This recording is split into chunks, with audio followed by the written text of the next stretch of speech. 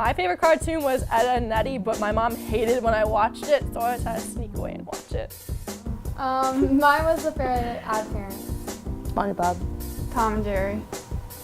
Probably Rugrats. Dory. Dora the Explorer. Probably Tom and Jerry. Tom and Jerry. Mine was probably Powerpuff Girls or Pokemon. Scooby-Doo, for sure. Winnie the Pooh. I was obsessed with Eeyore, so Winnie the Pooh. The Big Red Dog, for sure.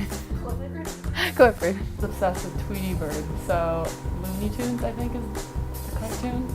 I really love SpongeBob, and then I also was like mega obsessed with Barney.